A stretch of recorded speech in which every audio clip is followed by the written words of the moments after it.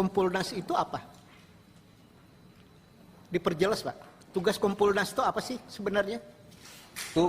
Sangat ya. Saya ini Menko Polhukam. Ya.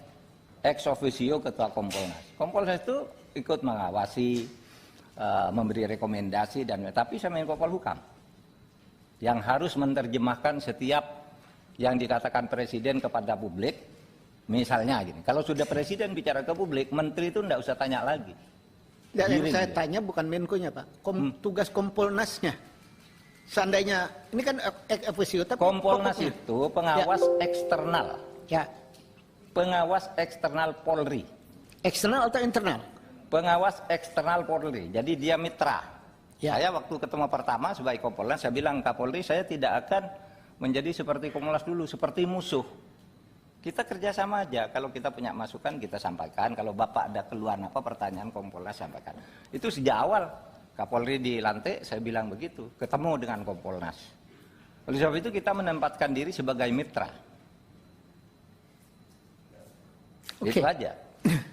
Pak, kalau posisi sebagai mitra, ya, apa bedanya dengan DPR? Sama saja. Sama saja dengan LSM, dengan media kan juga sama aja, boleh bicara apa saja. Tidak mampu melakukan atau tidak punya perangkat untuk melakukan penyidikan. Dalam hal ini maka Bapak berdiskusi dengan Komnas HAM, saya paham. Tangan Komnas HAM harapannya bisa menginformasikan sesuatu kepada Kompolnas. Saya paham. Iya. Persoalannya adalah pada saat salah seorang anggota Kompolnas cuma jadi PR saja atas keterangan Polres Jakarta Selatan, ternyata itu salah. Ini kan luar biasa. Iya. Nah, luar biasa inilah dalam catatan sebenarnya Kompolnas ini perlu nggak? Oh terserah Bapak kan yang buat Kompolnas ada ini. Iya, yang saya Kan tanya. DPR yang buat. Iya, Kalau mau menurut saya, dibubarkan, kalau bubarkan kapasitasnya cuma jadi juru bicara, iya. seperti itu ya tidak perlu ada Kompolnas. Ya silakan Pak. Nanti disimpulkan aja habis rapat ini. Oh iya, Kompolnas nanti kita bubar, simpulkan. terserah aja. Ya makanya kita panggil Bapak dalam rangka apakah Kompolnas diperlukan untuk melakukan pengawasan eksternal kepolisian. Ternyata kenyataannya ya cuma juru bicara, ya tidak punya tangan untuk melakukan penyidikan, atau ada pengalaman yang perlu Pak Mahfud ceritakan.